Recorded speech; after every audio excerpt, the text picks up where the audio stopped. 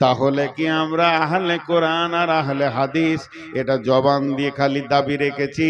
গিলাসের কোণে এক ফোঁটা পানি যেমন কোনো কাজে আসবে না, তর্কে জিতার জন্য যথেষ্ট হয়ে যাবে। তুমি তর্কে হারবে না, তুমি জিতে যাবে। তেমনি আমরা এমন মুসলমান, গোটা কোরআনটা আমাদের জিন্দেগির সঙ্গে মেল নাই। আজকে যদি কোরআন আমাদের জিন্দেগির সঙ্গে মেল থাকতো, পৃথিবীতে যত জাতি আছে সব এসে আমাদের কাছে উবুর হয়ে পড়তো। হতভাগা মুসলমান বেল কোরআন, আর তাদের চলা চরিত্র হয়ে গেল ইহুদি আর খ্রিস্টান। এর মুখে দাবি করে আমরা মুসলমান, এদের চালচলন হয়ে গেছে ইহুদি নাসারা খ্রিস্টান। অতএব আল্লাহ তাবারাক ওয়া তাআলা বলেছেন, জাহারাল ফাসাদ ফিল বাররি ওয়াল বাহরি বিমা কাসাবাত আইদিন নাস। জলের ভিতরে কিংবা স্থলে, সমুদ্র জলপথে স্থলপথে যত রকম ফাসাদ, যত রকম গন্ডগোল, যত ঝামেলা আসবে, হে মুসলমান, তোমাদের হাতের কামায় তোমরা নিজেই বানিয়েছো। এটা তুমি অন্য কাউকে দোষ দিতে পারবে না। যাদের মাবুদ, যাদের মালিক, যাদের মুনিব হচ্ছে স্বয়ং আল্লাহ, সেই মুনিবের গোলাম যদি রাস্তায় মার খায়, সেই মুনিবের গোলাম যদি দুর্বলের কাছে মার খায়, তাহলে জানতে হবে এই দুর্বল কত দূর আমরা দিন ইসলাম থেকে সরে গেছি। যে আজকে আমাদেরকে, যাদের কাছে দিন নাই, ইসলাম নাই, দলিল নাই, তারাই আমাদেরকে শাসন করছি।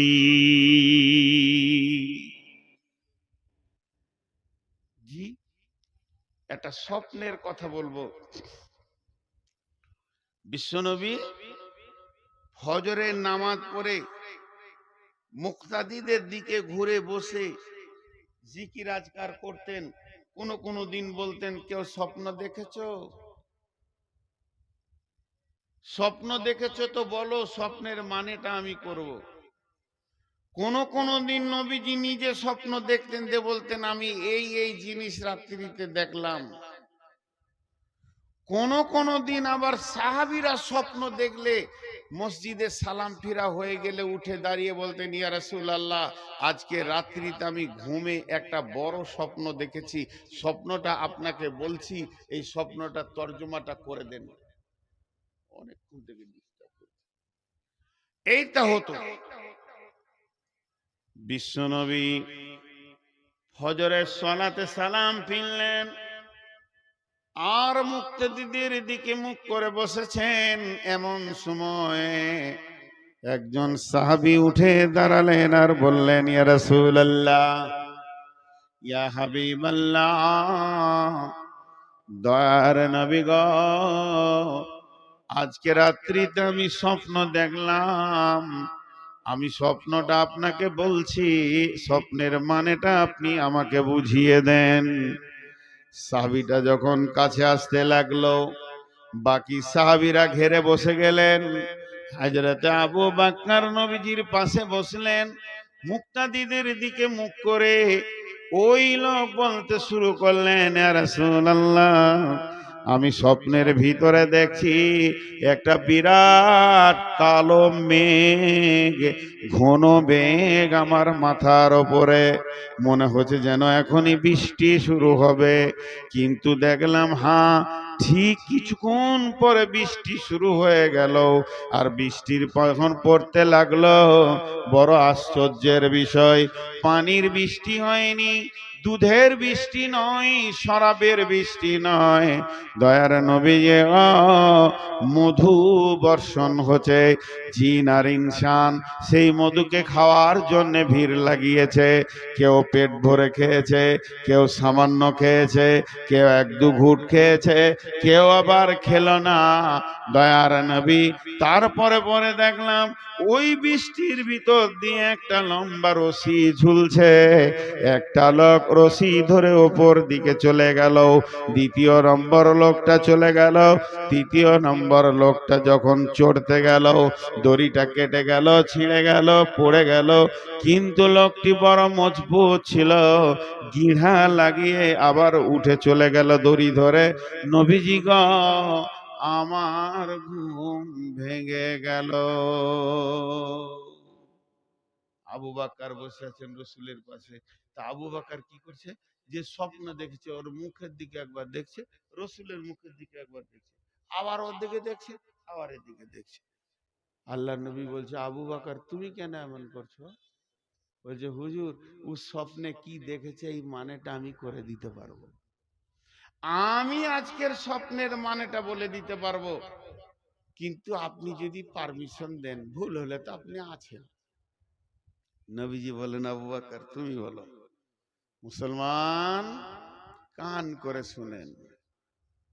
আবু বকর বলছেন, ভাই প্রথম নম্বরে তুমি দেখেছো কালো মেঘ, ওটা মেঘ নয়, দিন ইসলামের সুশীতল ছায়া।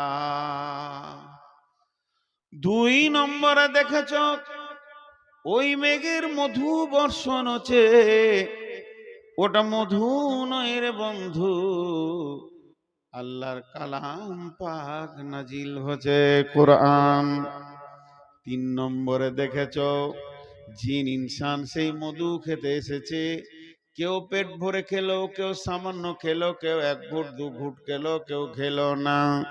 তার মানে ওখানে যে মধু পেট ভরে খেয়েছে কোরআনের হাফেজ হবে, আবার অল্প খেয়েছে অল্প মুখস্থ করবে, এক দু ঘুট খেয়েছে ছোট ছোট দুটি একটি সূরা মুখস্থ করবে, কিন্তু যে মোটি খেলো না আল্লাহ তাকে কোরআন পাকের মতো জ্ঞান দেবেন না। এরপরে তুমি দেখেছো ওই বৃষ্টির ভিতর দিয়ে একটি রাস্তা, একটি রশি ঝুলছে, ওটা রশি লয় ভাই, ওটা সূরা বাকারার একটি আয়াত, ইহদিনাস সিরাতাল মুস্তাকিম, ওটাই হলো জান্নাতের রাস্তা। তুমি একজনকে দেখেছো চলে গেল, তীরে কেউ নয়, তিনি হলেন নবী মুহাম্মদুর রাসূলুল্লাহ সাল্লাল্লাহু আলাইহি ওয়াসাল্লাম, ওই রাস্তায় চলে গেলেন। তারপরে আর একজনকে দেখেছো, সেটা আমি আবু বকর চলে গেলাম। তারপরে তিন নম্বরের লোকটা রশি ধরতে গেল, কেটে গেল, ওটা হলে হযরতে উমর, ওকে শহীদ করা হবে, ও উঠে চলে গেল, তোমার ঘুম ভেঙে গেল। এটা হলো ইসলামের সুশীতল ছায়া। কোনো একদিন এ দেশের মাটিতে কালেমার পতাকা উড়বে, তৌহিদের পতাকা উঠবে, সেদিন মুসলমান দুঃখ বেদনা ভুলে হাসিতে দুলবে, হাসি আর খুশিতে দুলবে, রবে না ব্যভিচার, রবে না অন্যায় অবিচার, থাকবে না জুলুম অত্যাচার, সকলে শান্তিতে বাস করবে, কোনো একদিন এদেশের মাটিতে কালেমার পতাকা উড়বে। হে মুসলমান, আমরা উহুদের প্রান্তে দাঁড়িয়ে আছি, আমরা বদরের প্রান্তে দাঁড়িয়েছি, কখন শুরু হয়ে যেতে পারে।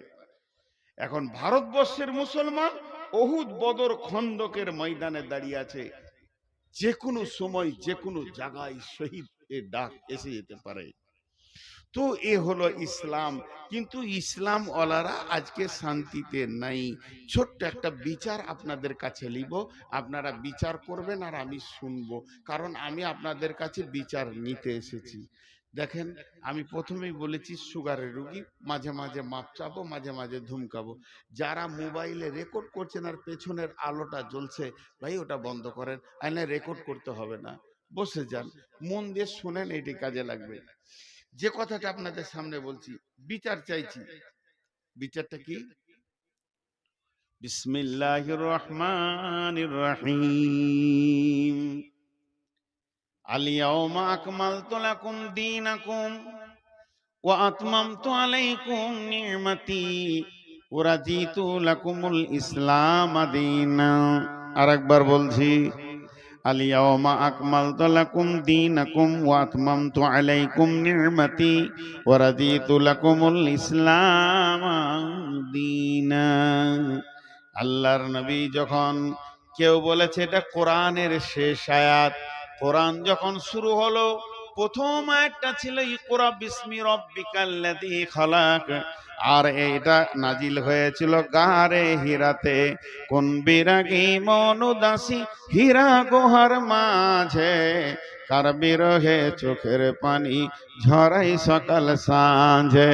ছাড়লো বাড়ি কিসের আশায়, বাঁধলো বাসা হীরা গুহায়, কার বিরহে আকুল আশা অন্তরে তার বাজে। কোন বিরাগী মন উদাসী হীরা গুহার মাঝে, কি সাধনায় মগ্ন হলো, কারবা প্রেমে মন মজিল। কি সাধনায় মগ্ন হলো, কারবা প্রেমে মন মজিল, কারবা প্রেমে আকুল আশা অন্তরে তার বাজে। কোন বিরাগী মন উদাসী হীরা গুহার মাঝে।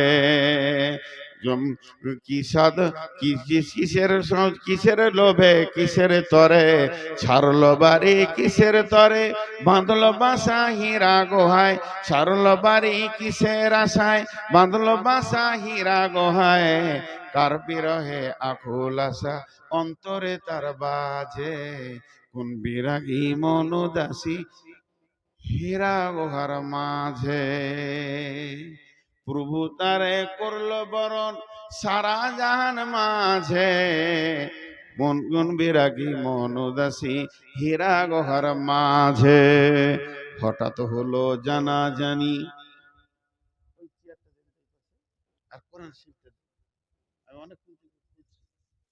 হঠাৎ হলো জানা জানি, হঠাৎ হলো জানা জানি, কানা কানি আসলো প্রিয়র অসীম বাণী। আধার ধারা ওজল হলো কোরআন নূরের তাজে। কোন বিরাগী মন উদাসী হীরা গুহার মাঝে। সূর্য যত আলো না করতে পারে, সূর্য আমেরিকাকে আলো করেছে, কিন্তু এখন ভারতকে আঁধার রেখে দিয়েছে। যত বড়ই সূর্য হোক না কেন, একসাথে পৃথিবীকে আলো করতে পারবে না। আমার আল্লাহর কালাম পাক সারা বিশ্বকে আলো করে দিয়েছে। পায়খানার ভিতরেও দলিল দিয়ে দিয়েছে, বিবির সঙ্গে কম্বলের ভিতরে গোপনে থাকবে সে দলিল বলে দিয়েছে। আলো এমন একটা জায়গায় নাই যে ইসলামের আলো পৌঁছায়নি, আর দিনের আলো সব জায়গায় পৌঁছে যাবে। কারণ সূর্যের আলো সব জায়গায় না পৌঁছাতে পারে, কিন্তু কোরআনের আলো সব জায়গায় পৌঁছে যাবে। তাই একটা কথা বললেন, কিসের বোঝা বহন্তরে, গড়ল তারে যত্ন করে, কার বিরহে আকুল আশা অন্তরে তার বাজে। কোন বিরাগী মন উদাসী হীরা গুহার মাঝে। শুরু হলো ইকরা দিয়ে, এবার ইকরা দিয়ে শুরু হলো গাছটা, উঠতে উঠতে আয়াত চলতে চলতে চলতে চলতে চলতে চলতে শেষ আয়াত নাজিল হচ্ছে আরাফাতের ময়দানে। এটা গারে হিরাতে নয়, তবে এইটা মতান্তর আছে। কেউ বলেছে এই আয়াতের পর আরো কয়েকটা আয়াত নাজিল হয়েছিল, তবে একদল বলেছে না এটা শেষ আয়াত। আর জিবরাইল আমিন এসে আরাফাতের ময়দানে, আরাফাতের ময়দানে জাবালে রহমতের কাছে বিশ্বনবী যখন উটের উপরে রয়েছেন, এমন সময় জিবরাইল এসে বললেন, আল ইয়াউমা আকমালতু লাকুম দীনাকুম ওয়া আতমামতু আলাইকুম নি'মাতি ওয়া রাদিতু লাকুমুল ইসলাম দীনা। এমন একটা দিন, আজকে দিনটা এমন একটা দিন, আরাফাতের দিন। আজকে বিশ্ব মানবকে মাফ করার দিন, আজকে হজের আরাফাতের দিন। হে আমার সাহাবীরা শুনে নাও, আজকে কোরআনকে কমপ্লিট করে দেয়া হলো। আল্লাহ বলছেন আমি দিনকে কমপ্লিট করে দিলাম, আমার যে নিয়ামতটা তোদেরকে দেওয়ার কথা ছিল পরিপূর্ণ দিয়ে দিলাম, এবং আমি দিন ইসলামের ওপরে রাজি হয়ে গেলাম। আয়াতটা নাজিল হচ্ছে আবু বকর কাঁদছেন, উমার টেনশন করছেন।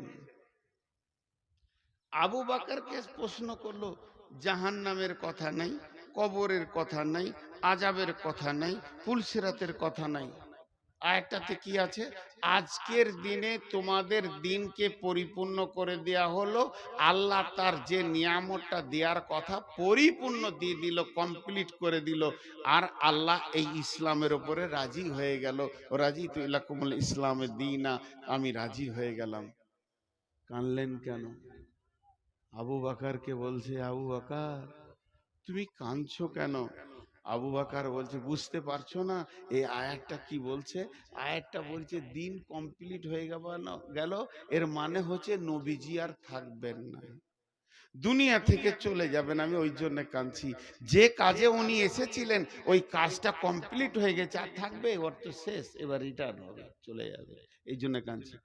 উমার বলছেন, উমার তুমি আয়াত থেকে কি পেলে? উমার উত্তর দিল, যেদিন কোনো কাজ শুরু হয় প্রতিদিন কাজটা ওজন বাড়ে। যখন কোনো কাজ শুরু হয়, শুনেলেন একটা গ্রিল, এই ফাঁকটা একটা গ্রিল বানাবো, একটা মসজিদে একটা গ্রিল বানাবেন। যেদিন গ্রিলের অ্যাঙ্গেল দিতে শুরু করলো, ওর ওজন বাড়তে লাগলো। একটা করে অ্যাঙ্গেল মারবে, ঝাল দেবে, একটু করে ওজন বাড়বে, একটা করে অ্যাঙ্গেল দিবে, ঝাল দেবে, ওর ওজন বাড়বে, বাড়তে বাড়তে বাড়তে বাড়তে যেদিন কমপ্লিট হয়ে যাবে সেই দিন থেকে ওজন কমতে থাকবে, জং ধরবে, ছেড়ে যাবে, আর সেই ওজনটা থাকবে না। তা বিশ্বনবী আজকে কমপ্লিট করে দিলেন দিন। এই দিনটা যে অবস্থায় নবীজি ছেড়ে চলে যাচ্ছেন, উম্মতরা ওই অবস্থায় রাখতে পারবে না। চটা ছাড়তে ছাড়তে ছাড়তে ছাড়তে সামান্য ওদের কাছে দিন থাকবে, এতেই নিজেকে মুসলমান ভাববে। অথচ কত আমল, কত ইমান, কত আকীদা সব মুসলমানের কাছ থেকে চলে যাবে। এই গ্রিলে জং ধরতে ধরতে সামান্য দুটি অ্যাঙ্গেলে গিয়ে টিকবে, মুসলমান আসল দিনকে আর রাখতে পারবে না। বলেন, আমি আপনাদের কাছে ছোট্ট করে আবদার করে ছোট ভাইয়ের মতো জিজ্ঞেস করছি, আমাদের মুসলিমদের একটা বিয়ে বাড়িতে দিন আছে, একটা মরা ঘরে দিন আছে, একটা ছেলে জন্ম নিল সেখানে পরিপূর্ণ দিন আছে, না কোনো অনুষ্ঠানে পরিপূর্ণ দিন আছে, না নিজের মাথা থেকে পা পর্যন্ত দিন আছে? দিন সব জায়গায় যেন ছেড়ে চলে গেছে, তারপরেও ভাবছে আমি মুসলমান। জি, তারপরেও ভাবছে আমি মুসলমান। কেউ 5 ওয়াক্তের নামাজে জানে শান্তি পেছে না, সে রাতে উঠে হু হু করে আল্লাহর কাছে কাঁদছে তাহাজ্জুদে। আবার কেউ 5 ওয়াক্ত নামাজ পড়ে মনে করছে আমার মতো মুসলমান কে আছে। কেউ আবার শুধু জুমাটা পড়ে মনে করছে যে আমি ইসলামে টিকে আছি। তাহলে ইসলামটা কেমন এখন খুঁজে পাওয়া মুশকিল হয়ে যাচ্ছে।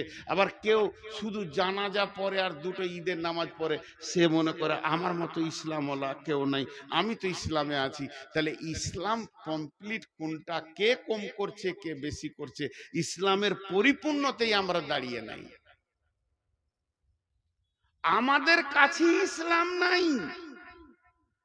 অন্য জাতিকে দোষ দেবেন না, হিন্দুকে দোষ দেবেন না, খ্রিস্টানকে দোষ দেবেন না, ইহুদিকে দোষ দেবেন না, নাসারাকে দোষ দেবেন না, কোন বিজেপিকে দোষ দেবেন না, দোষ দিয়েন না বজরংকে, কোন বজরংয়ের দোষ নাই, না আরএসএস এর দোষ আছে, না শিবসেনার দোষ আছে। ইস ঘর মে আগ লাগি হ্যায় ঘর হি কি চিরাগ সে, इस घर में आग लगी है घर ही की चिराग से। আপনাদের কাছে বিচার চাইতে গিয়ে আমি একটা লম্বা আয়াত করে তর্জমা করে দিলাম। এখন আমি বিচার প্রার্থী, আপনারা জজ, বিচার করে দেন। বচনে বচনে বিটি হারাইল ক্যাথা, ভেরলের যুদ্ধতে গেল শিয়ালের মাথা, মা বিটিতে ঝগড়া করে বটি পড়ল নাকে, তিনজনের মধ্যে দোষ দিব কাকে? করে দেন বিচার। আবার আপনারা জ্ঞানী মানুষ বসে আছেন। হাজি ভাই, রাস্তায় একটা সাইকেল যেছে আর একটা লোক হেঁটে যেছে, যদি অ্যাক্সিডেন্ট হয়ে যায় কাকে মারবেন? বলে না? হ্যাঁ, সব কটা জজ বসে আছে। হালাকে যে হাঁটছিল ওরই দোষ, কিন্তু যার সাইকেল আছে মার ওকে চোখ মুজে মার। আর সাইকেলের সাথে যদি মোটর সাইকেলে লাগে, বাস সব কটা জজ বসে আছে, সব কটা আইনে একবার বিশেষজ্ঞ, এলএলবি করে চলে এসছে, যে ওর গাড়ি বড় ওকে পিট। আর মোটর সাইকেলে যদি মারুতিতে লাগে, আর মারুতির সাথে যদি ডাম্পারের লাগে, বলেন বলেন, শেষ কথাটা জোরে বলবেন, মারুতির সাথে যদি ডাম্পারের লাগে, বলেন কাকে মারবেন? বুকে বল নিয়ে বলেন, ডাম্পারের সাথে যদি ট্রেনের লাগে, কেন? হ্যাঁ, ঘুরিয়ে ফের ডাম্পারওয়ালা কি মারবে? ওই ও লাইনে গেলি কেন? ট্রেন একটা কথা বলবে, দোষ মুক্ত হয়ে যাবে। ট্রেন একটা কথা বলবে, দোষ মুক্ত হয়ে যাবে। কি? আমি আমার লাইনে আছি। তুই এলি কেন? আমি আমার লাইনে আছি। তা আমি তিনটে আপনাদের কাছে কেস দিয়েছি, কেসটা বুঝতে পেরেছেন? দার্শনিকের কবিতা, বচনে বচনে বিটি হারাইল কেথা, ভেরলের যুদ্ধতে গেল শিয়ালের মাথা, মা বিটিতে ঝগড়া করে বটি পড়ল নাকে, তিনজনার মধ্যে দোষ দিব কাকে? আল্লাহ তাবারাক ওয়া তাআলার রাসূল বলছেন, তারাকতু ফীকুম আমরাইন লান তাজিল্লুহুমা তামাসসাকতাম বিহিমা কিতাবাল্লাহি ওয়া সুন্নতি রাসূলি। ওরে আমার উম্মত রে, তোর বাড়ির দরজা থেকে জান্নাতুল ফেরদাউস পর্যন্ত আমি দুটো রেল লাইনের পাতি দিয়ে দিলাম, আর তোদেরকে ধরে ওখানে চড়িয়ে দিলাম। খবরদার লাইনচ্যুত হবি না। ধীরে ধীরে ধীরে ধীরে একদিন জান্নাতুল ফেরদাউসের চৌকাটা তুই পার হয়ে যাবি, তুই জান্নাতি হয়ে যাবি। উম্মত মধ্য রাস্তায় দেখে নিল আর নবী নাই, রাস্তা ছেড়ে দিয়ে অন্য রাস্তায় চলে গেল। আল্লাহ তাবারাক ওয়া তাআলা সূরা নামে বললেন, ফাত্তাবিউহু ওয়ালা তাত্তাবিউ সুবুলা, ফাত্তাবিউহু ওয়ালা তাত্তাবিউ সুবুলা। নবীর দেওয়া রাস্তায় তোমরা চলতে থাকো, অন্য রাস্তায় চলবে না। যদি অন্য রাস্তায় চলে যাও, ফাতাফাররাকা বিকুম আন সাবিলি, তাহলে আমার কাছ থেকে তুমি বহু দূরে সরে যাবে, তুমি আমাকে ডেকেও পাবে না, এত দূর সরে যাবে। যালিকুম ওয়াসাকুম বিহি লাআল্লাকুম তাকিলুন। আমি স্বয়ং আল্লাহ তোদেরকে ওসিয়ত করছি, যদি তোদের বিবেক থাকে তো তোরা বুঝবি। রাস্তা দিয়েছে আমাদেরকে। এবার আমার সঙ্গে অঙ্কটা বলেন, তারপরে বিচারটা শোনাবো। এটা 100তে কত? 100তে 100। তাহলে আমাদের সাথে কত পার্সেন্টেজ মেল খাবে? আপনারা যেমন আমিও তেমন, আপনাদের মধ্যে আমরা ভাই ভাই। আমি চেয়ারে বসেছি, এটা মাসোয়ারা সাপেক্ষ, কথা বলতে গেলে একটু উঁচু জায়গায় বসলে সবাই দেখতে পাবে, এই জন্য বসেছি। আমার জ্ঞান বেশি বলে চেয়ারে বসি নাই, আমার থেকে আরো উপরে বসে বাঁদর, তাহলে সে হাই স্কুলের হেডমাস্টার হয়ে যেত। তো আমাকে বাঁদরই ধরেন, কিন্তু আমি একটা কথা বলছি, আল্লাহ এটা 100তে 100 দিয়েছে আমাদের চলার জন্য, রাস্তা চলার জন্য। কিন্তু আমরা কতটা মানছি বলেন? কতটা মিলবে আমাদের সাথে? 5%, 2%? জি, 2% মেনে নিলাম, 5% তর্কের জন্য, তাহলে 95 একে অ্যাভয়েড করে চলছি। এবার বিশ্বে মুসলিম যতগুলো আছে ওটাকে 100% ধরেন, অত্যাচার চলছে কতগুলোর উপরে? 5%-এর উপরে। আল্লাহর বড় দয়া, উচিত ছিল আল্লাহর গজব 95%-এর উপরে চলা, তার দিনকে সরে গেছে, কিন্তু আল্লাহ দয়া রেখেছে, আল্লাহ দয়া রেখেছে। আমি যে কবিতাটা আপনাদের জন্য বললাম, এর মানে হচ্ছে এক বুড়ি, ও বেটির বাড়ি চললো, বেটির বাড়ি গোঁধাইপুর, নাইলে ওই মালঞ্চা নদী পার করে ওই পারে মালঞ্চা বেটির বাড়ি। তো 1,03,000 টাকা একটা ছিঁড়া কাঁথাতে বেঁধেছে, দিয়ে দড়ি দিয়ে বেঁধে লেছে, এমনি করে বগলে নিয়ে চললো। চড়ে তো জানে না যে ছিঁড়া কাঁথায় কি টাকা আছে। তো ও যখন থেকে বাড়ি থেকে বের হয়েছে, ওর মুখটা বন্ধ নেই, ভ্যাড় ভ্যাড় ভ্যাড় ভ্যাড় ভ্যাড় ভ্যাড়। একটা কথা খালি বলছে, যা হবে হোক গা, কাঁথাটা যেন না হারাই, যা হবে হোক গা, কাঁথাটা না হারাই, যা হবে হোক গা, কাঁথা। লায়ে উঠছে তখনও বলছে আমার যা হবে হোক গা, কাঁথা যেন না হারাই। মার্কা মারা ডাকাত ওখানেই ছিল, কাঁথা নিয়ে মেরে দিলে দোষটা কার? বিচার করেন। চোরের না বুড়ি? বুড়ি। ভেড়লের যুদ্ধতে গেল শিয়ালের মাথা। ষাঁড় ভেড়া যদি একবার দুজনেতে লড়াই লেগে যায় তো 1 সপ্তাহ 15 দিন পর্যন্ত লড়াই চলে। একটা ভেড়ার দলে যদি দুটো ষাঁড় ভেড়া থাকে আর যদি সমান গায়ে বল হয়, ওরা ওকে তাকাবে তাকাবে, এ রাগ ওদের মাস পর্যন্ত মিটে না। হঠাৎ হঠাৎ তা দুইটা ভেড়া লড়ে গেছে আর ওদের রাগ মিটছে না। সন্ধ্যা থেকে ওরা যুদ্ধ করেই গেছে, ফাঁকা মাঠে যুদ্ধ করেই গেছে।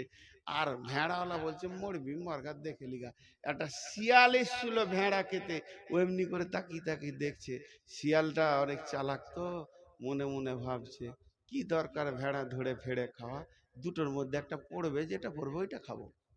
ওরা তো লড়ে নিজেই আছে, যেটা পড়বে ওটা খাবো। দিয়ে অনেকক্ষণ থেকে ওদের যুদ্ধ চলছে কিন্তু পড়ছে না।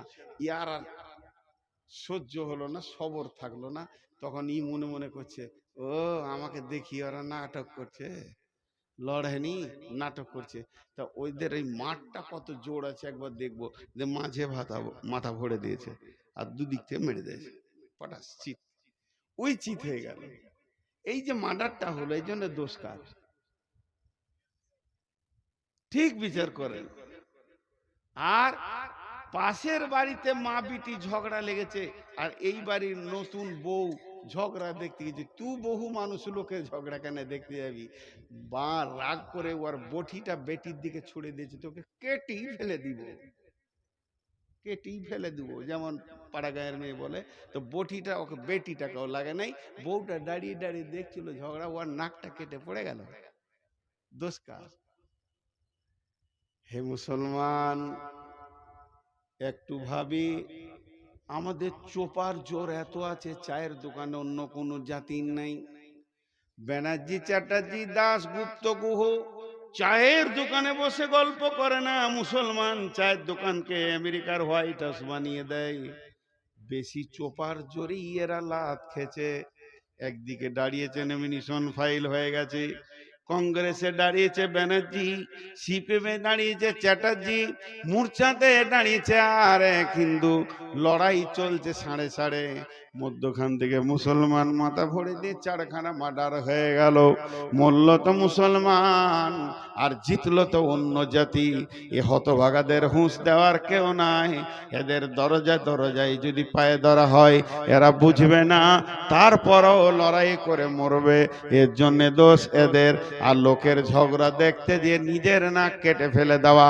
হে মুসলমান, আল্লাহ তাবারাক ওয়া তাআলা বলছেন, জাহারাল ফাসাদু ফিল বাররি ওয়াল বাহরি বিমা কাসাবাত আইদিন নাস। মুসলমান, তুমি একবার ভেবে দেখো কোন জায়গাটা আল্লাহ তোমাকে দিয়েছিল। তুমি আল্লাহর গোলাম। বিশ্ব নবী বলছেন, দুইটি বার্তা দিচ্ছেন, ওয়া ইয়াকা ওয়াল মাসিয়া ফা ইন্না বিল মাসিয়াতি হাল্লুন সাকাতুল্লাহে। মাফ করবেন, ক্ষমা চেয়ে বলছি, ইলামির ভিতর দিয়ে হেঁটে, কুসমানগরের ভিতর দিয়ে হেঁটে, আর মনিরামপুরের রাস্তার গলি গলি হেঁটে নারায়ণখর্দে একবার চলে যান পাকুড়ো পর্যন্ত, মুসলমানকে রাস্তার ধারে তাস খেলতে দেখবেন। তাস, জুয়া, লুডু, দাবা, মদ, গাঁজা, লুচ্চামি, লাফাঙ্গিরিতে ভর্তি হয়ে আছে। অথচ এদের গাইডলাইনের নাম হলো কোরআন।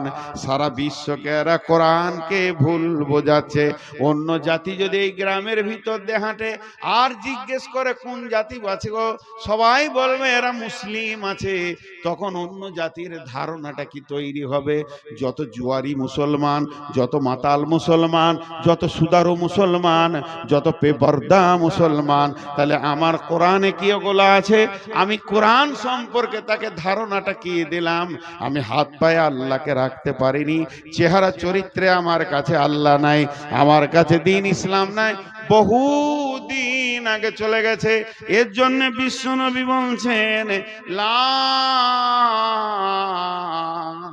তাতরুকান্নাস সালাতা মাকতুবাতান মুতাআম্মিদান ফাইন্না মান তারাকাস সালাতা মাকতুবাতান মুতাআম্মিদান ফাকাদ বারিয়াত মিনহু জিম্মাতুল্লাহ।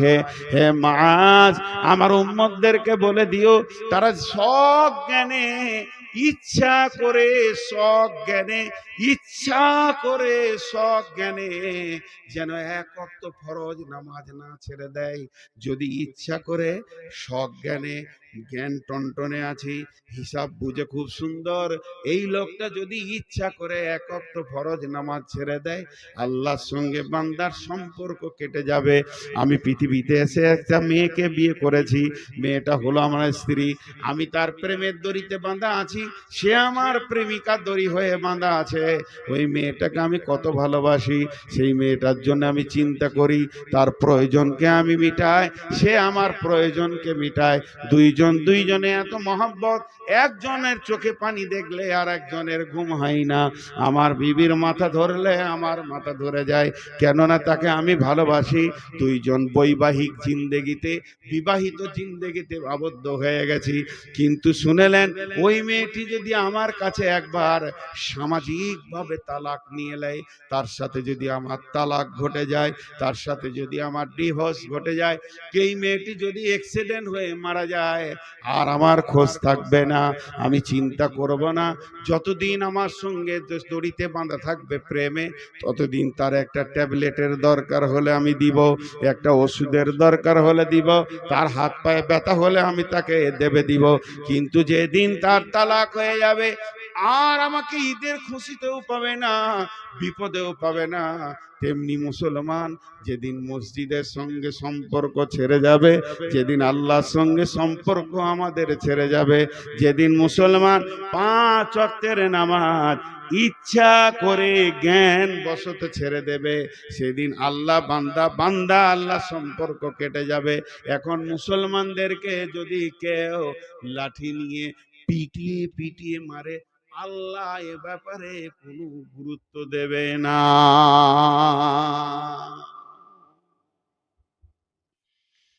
আমরা মাবুদকে ছেড়ে দিয়েছি অনেক আগে, মাবুদ আমাদেরকে ছাড়েনি। এত জুলুম অত্যাচার চলছে, তাও বেনামাজির ভিড়। একটা খারাপ কথা বলবো, ওইটা ছাড়া আর আমার কাছে উদাহরণ কিছু নাই। আপনাদেরকে খারাপ লাগবে, তাও শুনতে হবে।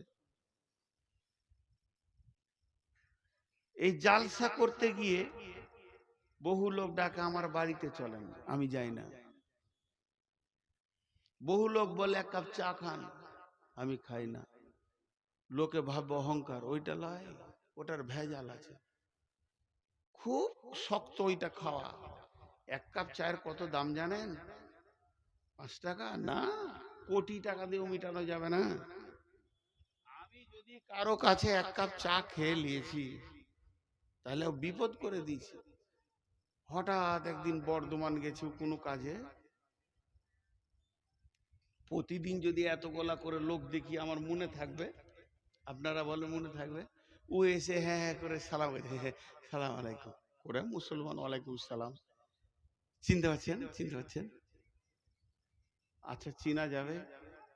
তাহলে তখন শুকনো ঢোক বুঝছি, কত চিনবো রে বাবা, গোটা পশ্চিমবঙ্গ, আসাম, ঝাড়খণ্ড, বিহার, কোথা বাড়ি গো? মনে ওই যে আমি চা খাইলাম, চায়ের গুষ্টি বেশি তোর সালা। এক কাপ চায়ের যে কি বাঁশ আছে আমি জানি, তোর চা আর খাবো না জীবনে। ওই চাও বমি করিয়ে ছাড়বে 17 বার দেখা হলে। এই যে চা খাইয়েছিলাম, পরিচিত আর কিছু খুঁজে পাই না। তো এই মনিরামপুরের একটা লোক আমাকে পাকুর থেকে এনেছে, বাইকে করে পাকুরে তুলে দিয়েছে, আর এক কাপ চা খাইয়েছে। ওর দাবি কত, যে শালাকে যেখানেই পাবো ওইটা বলবই আমি। আর আমি যে কি পাপ করেছিলাম ওইটা করে ওর গাড়িতে চেপে আর চাটা খেয়ে, আমার জীবনে আমার বাপ কেন এই পাপ থেকে বাঁচানো শিখাইনি। তো এবার ও বলবে, আমার একটা কথা এখানে, এটা আমি উদাহরণ দিচ্ছি আপনাদেরকে, উদাহরণ, আমার প্রত্যেকটা উদাহরণের ভিতরে গুরুত্ব আছে, শুনবেন। এই লোকটা বাইদি বাই কোনো কাজে আমার গ্রাম গেছে, ওর একটা ছেলেকে আমার মাদ্রাসায় ভর্তি করতে গিয়েছে। তো মনে মনে সারা ট্রেনে যেছে আর ভাবছে, রে নূর মোহাম্মদের সাথে দেখা হবে রে, চা খাইছি, গাড়ি করে লেগেছি, ও এবার আমাকে মুসাফা করবে, কত ভালোবাসবে, নূর মোহাম্মদের সাথে দেখা হবে। ঠিক আছে, মাদ্রাসায় ছেলে ভর্তি করে জুমা মসজিদে জোহরের নামাজ পড়তে গেছে, আমিও নামাজ পড়তে গেছি। ও এসে আসসালামু আলাইকুম, প্রতিদিন তত লোক দেখছি, চিনতে পারলাম না, আমি চিনতে পারলাম না। এটা একবার বলছি, আর 100 বার বলছি, আমি চিনে ইচ্ছা করে পালিয়ে গেলাম। নিজের বাড়ি মনিরামপুর, এই লোক আমাকে 1 কাপ চা খাইয়েছে, আমি এমনি করে বেড় মেরে বাড়ি চলে গেলাম, ওর সঙ্গে কথা বলবো না আমি। এর মনটা কি বলবে? আমি এইটা খালি জিজ্ঞেস করছি, এই লোকটার মন কি বলবে? রে বেঈমান, তুই বলবি তোর জলসা আমি আর শুনবো? তোকে তো বুঝেলি নু, তোর গায়ে এসে তোর আসল চরিত্র খুলে গেল, ও কাউকে বলতে পারবে না, কিন্তু ওর ভিতরে ঘুরপাক খাবে, খাবে না? আর আমি ওকে পাল্টা বলছি, একবার শুনে খারাপ লাগবে, তোর 1 কাপ চায়ের এত কুঁতকুঁতানি কেন? 1 কাপ চা খেয়েছি, তোকে মুসাফা করে তোর সঙ্গে 2 ঘন্টা টাইম দিতে হবে, আমার কাজ নাই? বেশ করেছিলি, খাইয়েছিলি, তোকে তো আমি জোর করে বলিনি যে খাওয়া, আসেন খান করে ছেলে ভর্তি কর, ঘর যা, ফাজলামো করিস না আমার সঙ্গে। আমার দাবিটা ঠিক আছে? এটাও ভুল, এটাও ভুল। এই যে একটা জিনিস আপনাদেরকে দেখালাম, কিন্তু আরেকটা কথা, কোরআনের আয়াত এখানে আমি ভরবো এটার ভিতরে। বিসমিল্লাহির রহমানির রহিম। ইয়া আইয়ুহাল ইনসানু মা গাররাকা বিরাব্বিকাল কারীম আল্লাযী খালাকাকা ফাসাওয়াকা ফাআদালাক ফি আইয়ি সূরাতিন মা শাআ রাক্কাবাক কাল্লা বাল তুকাদ্দিবুনা বিদ্দীন ওয়া ইন্না আলাইকুম লাহাফিদিন।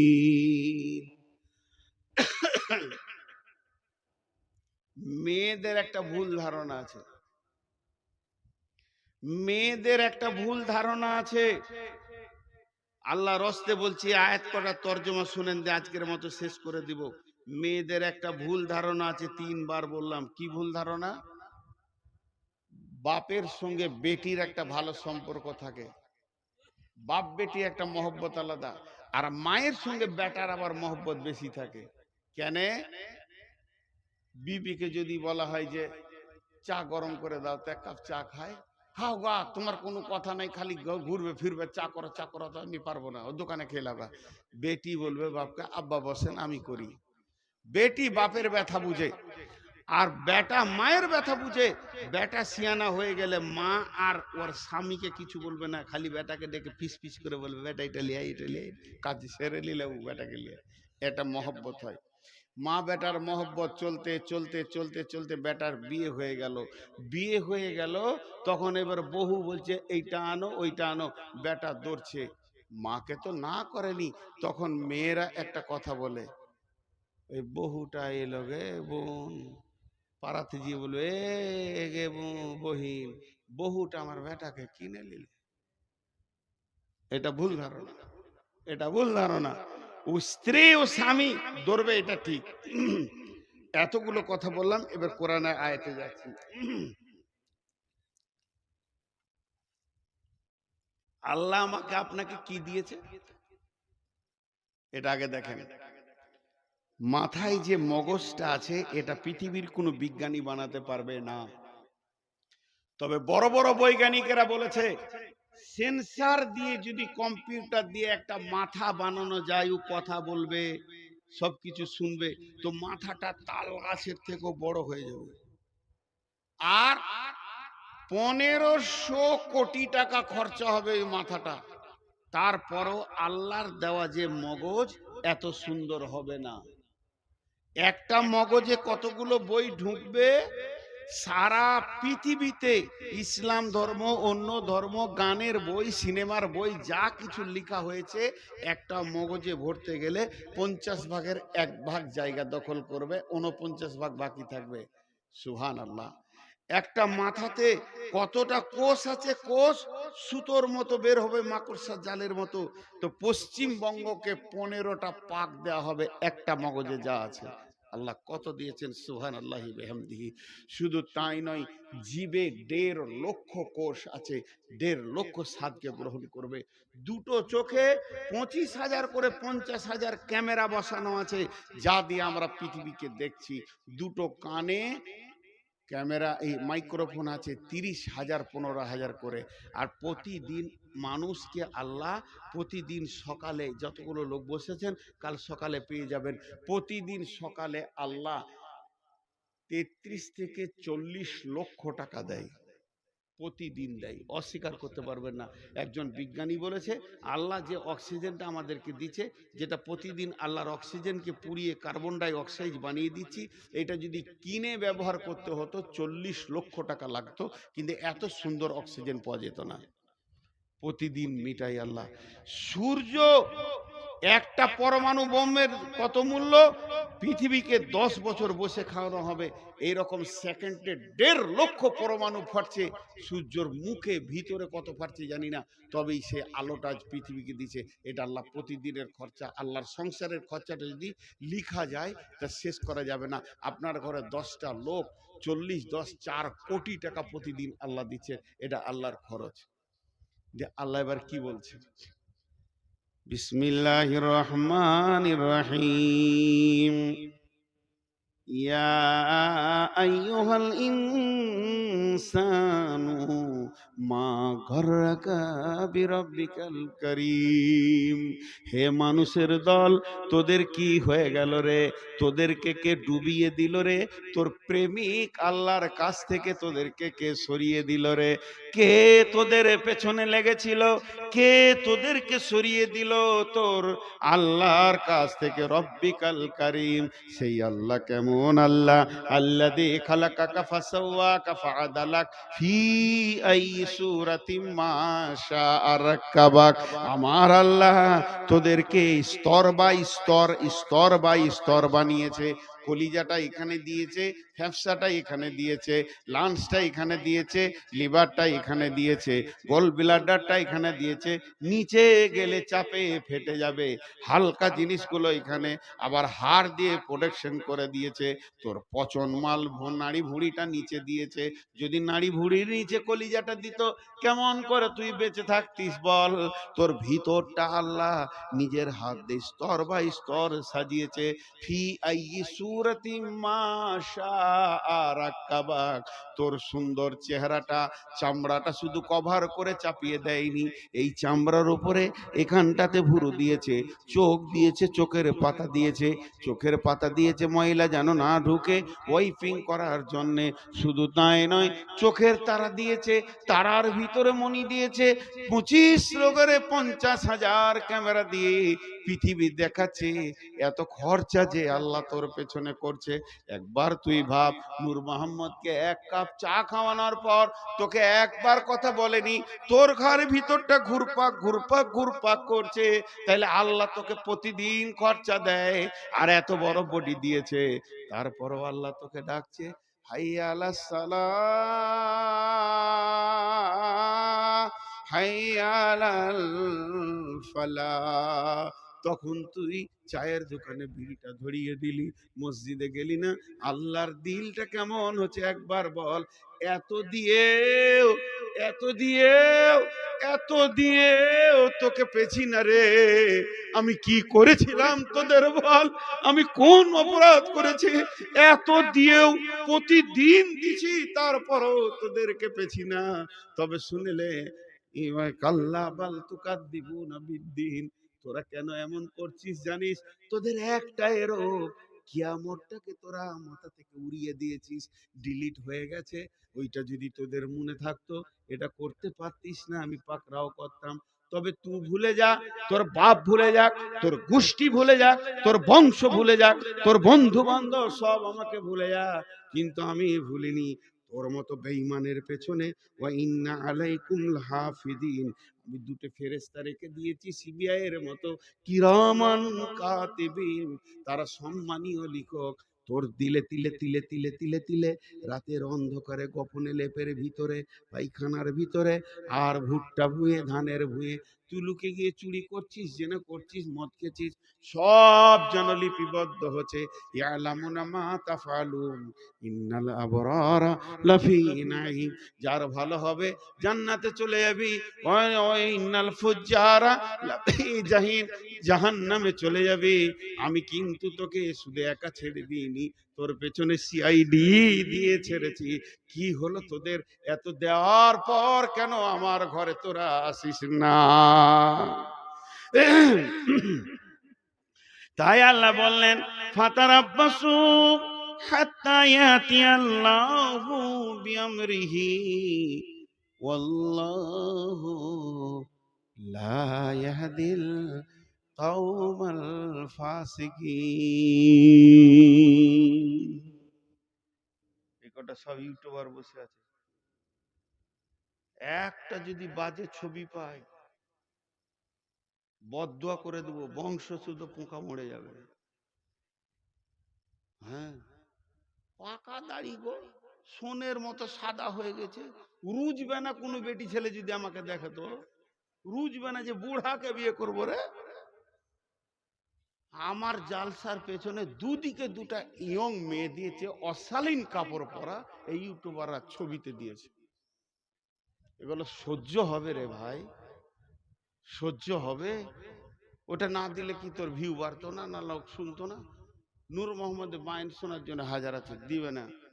এখন একটা কথা বলছি, একটা উদাহরণ দিয়েছি সাপের, তো বেদের ছবি দিয়েছে। তোর বাপ বেদে ছিল রে কুত্তা, বেদের ছবি দিয়ে দিয়েছে। আজকে আপনাদেরকে একটা উদাহরণ দিচ্ছি, হে মুসলমান। এবার এতক্ষণ যা বক্তব্য রাখলাম, এই বক্তব্যটা টোটাল একটা শব্দ হবে সমস্যা। বক্তব্যটা কি ছিল? সমস্যা। আমরা এই করছি, ওই করছি, আল্লাহ থেকে সরে গেছি, রসুল থেকে সরে গেছি। জি, আল্লাহ থেকে সরে গেছি, রসুল থেকে সরে গেছি। আচ্ছা, SIR চলছে আমাদের দেশে, খালি নামের একটু ভুল, হস্যু ছিল দীর্ঘ হয়ে গেছে, বলছে চলবে না, ডিলিট। ও ভারতের নাগরিক লয়, এটা মানুষ করছে। হাজি আজকে ফুল দাড়ি কেচেছে, বেল করে নিয়েছে, তারপরে ও বলছে আমার নাম হলো, আমি নবী মোহাম্মদের উম্মত। ওর কপালে ঝাঁটা দিতে হয় কি হয় না? হিসাব মিলছে। কুল ইন কুনতুম তুহিব্বুন আল্লাহ ফাত্তাবিউনি ইউহিব্বুকুমুল্লাহ। আল্লাহকে ভালোবেসে কোলানো যাবে না, আল্লাহর হাবিবকে ভালোবাসো। হাবিবের চেহারাই নিয়ে এসো। কেউ আনছে না, খালি চেয়েছে নামিয়ে দিতে। হাজি ভাই, আমাদের বর্ধমানে একটা মেয়েদের কথা আছে, বেটি ভাঙে ঘোড়া, ঘরে থাকে ভরা। ঘোড়া মানে কাঁসার ঘোড়া। বেটি পানি আনতে গেছিল, কোল থেকে পড়ে গিয়ে পাথরে পড়ে ঘোড়া ভেঙে গেল। তো ঘরে চুপ করে মা বলছে যে আচ্ছা ভেঙে গেছে, থেকে থেকে থেকে থাক, তোর আব্বা আসবে, বলবো ওটা পাকুড়ে দিয়ে চেঞ্জ করে ভালো ঘোড়া নিয়ে চলে আসবে। চুপচাপ ওটাকে ঢেকে দিলে, চৌকির তলায় দিয়ে ঢেকে দিলে। বেটি ভেঙেছে ঘোড়া, ঘরে আছে ভরা। আর বহু ভেঙেছে সরা। সরা মানে বুঝেন তো? উচ্চ বাংলায় সরা বলা হয় মাটির, মাটির ঘোড়া আছে না, আরে বলেন মাটির ঘোড়া আছে না, ওটাকে উচ্চ বাংলায় সরা বলা হয়। বহু ভেঙেছে সরা, তো হয় পাড়া পাড়া। খালি শাশুড়ির লোককে বলছে বহুটা ভালো লাগে, হাঁড়ি টুড়ি ভেঙে কিছু লাগছে না, লোককে বলে বেড়াচ্ছে। বউ আর বেটিকে পার্থক্য করেছে। আজকে ঝাড়খণ্ডে বলছে গরু খেতে পাবি না, তো বিজেপি আমাদের বিরুদ্ধে লেগে গেছে।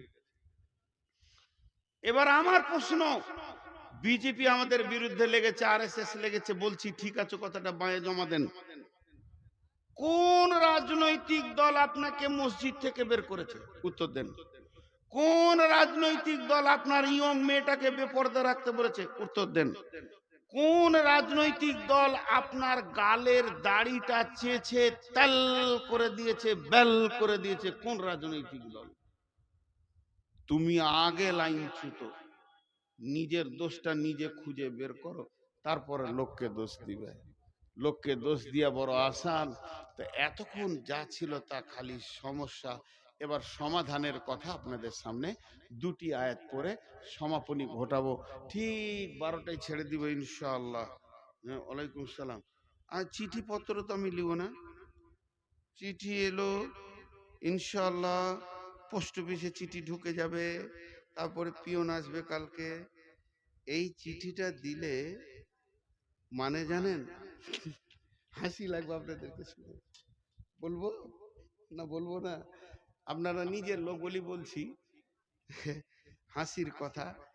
আমার এক ওস্তাদ বলতেন, তুমি রাস্তায় হাঁটবে, পেছন দিকে সাইকেলওয়ালা যেন বেল না বাজায়।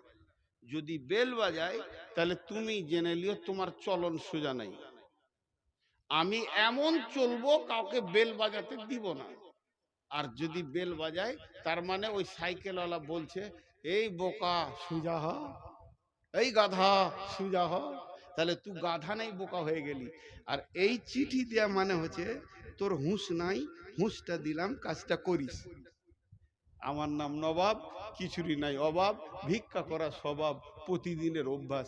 এইটা যদি কেউ বলে, ইন্দুরকে মাটি কাটতে বলতে হয় ভাই আমার। ছি ছি ছি ছি। বেশ, এটা পরে হচ্ছে, আমি সমাধানের কথা বলছি। বিসমিল্লাহির রহমানির রহিম। ফালিয়াবুদু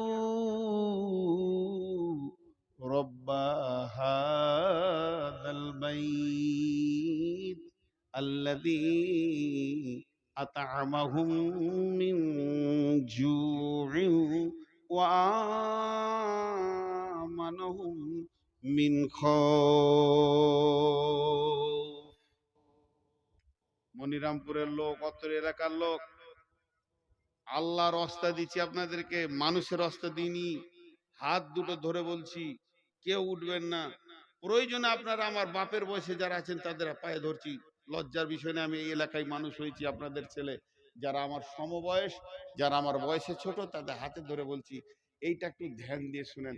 আল্লাহ বলছেন, এই কোরআনে বলছেন আল্লাহ, লি ইলাফি কুরাইশ সূরাটা আমরা সকলেই জানি, বাচ্চা ছেলেরও মুখস্থ আছে। ওইখানে কি বলছেন আর একবার বলি। বিসমিল্লাহির রহমানির রহিম। ফালিয়াবুদু রব্ব হাযাল বাইত আল্লাযী আত'আমাহুম মিন জু'ইন ওয়া আমানাহুম মিন খাউফ। যতগুলো মুসলমান আছেন, আল্লাহর রাস্তা দিয়ে বলছি, বাঘের মতো একবার উচ্চ স্বরে বলেন, সারা পৃথিবী যেন বুঝতে পারে মুসলমানের ব্লাডে এখনো পর্যন্ত ঈমান আছে। এরা কোরআনকে হৃদয় দিয়ে ভালোবাসে। এই গোটা কোরআনের ভিতরে একটা আয়াত ভুল আছে কি? জোরে বলেন। এটা জোরে হলো না। গোটা কোরআনের ভিতরে একটি আয়াত ভুল আছে কি? বলেন। একটা আয়াতে এর উপরে আপনাদের কোনো ডাউট আছে কি? সন্দেহ আছে কি? নাই, যা আছে তা সত্য। আমি দুটি আয়াত আপনাদেরকে বললাম।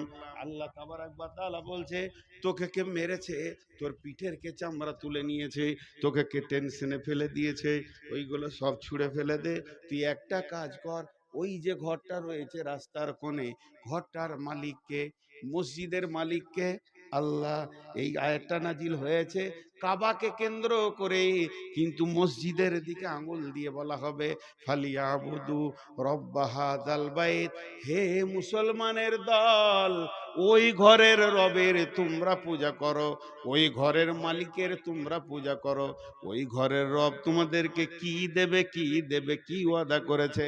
আল্লাযী আত'আমাহুম মিন জু, আল্লাযী আত'আমাহুম মিন জু'ইন।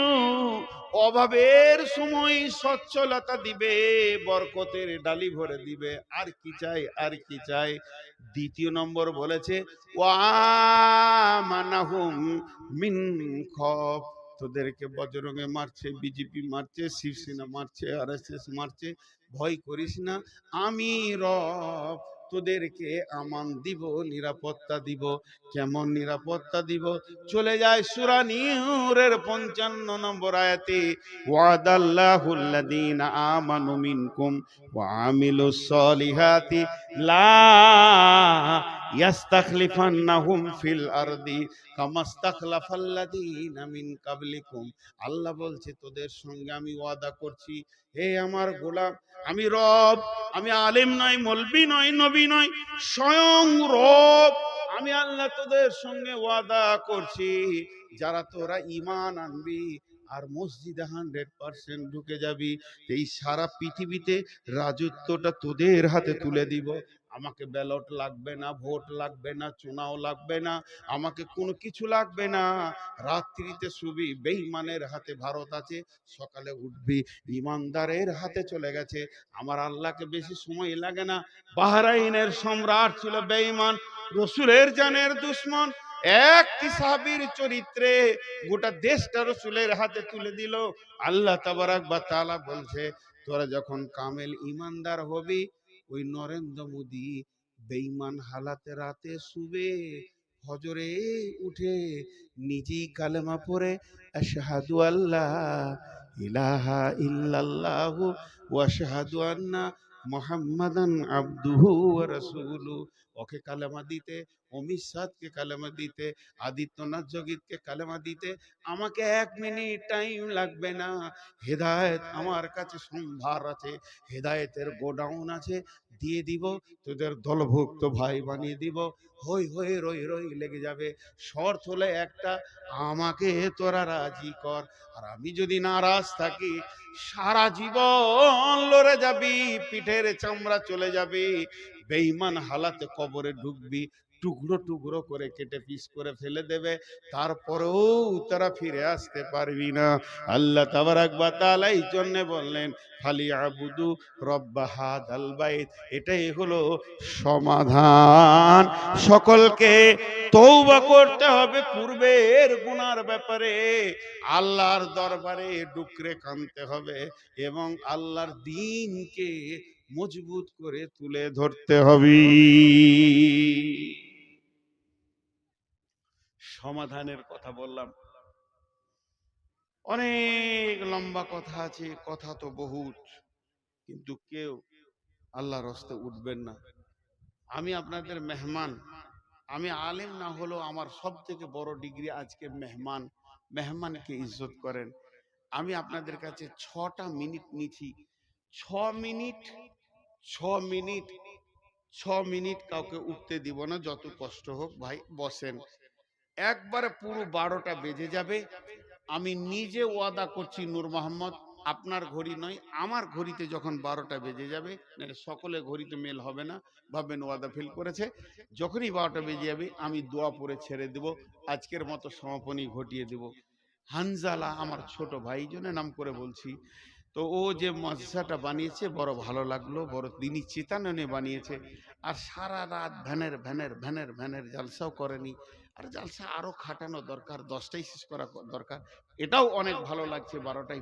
আর একটা জিনিস ভালো লাগলো, যে এই শুধু হানজেলা একা নয়, ওর সঙ্গে যারা জড়িত রয়েছে, মাথা ভরেছে, তারাও যেটা মেনে নিয়েছে, স্টেজে এইভাবে ভ্যান ভ্যান করে কালেকশন হবে তা নয়।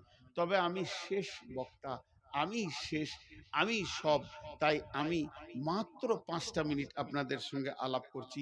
6 মিনিটটা 5 মিনিট হয়ে গেল। প্রতি মিনিট আমি বলে দেব, দোয়া পড়িয়ে দেব।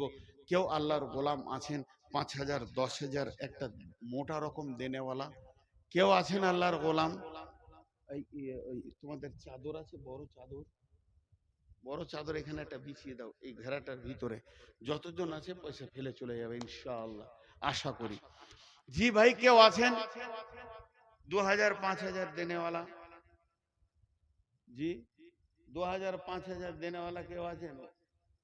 এইখানটায় বিছিয়ে দাও।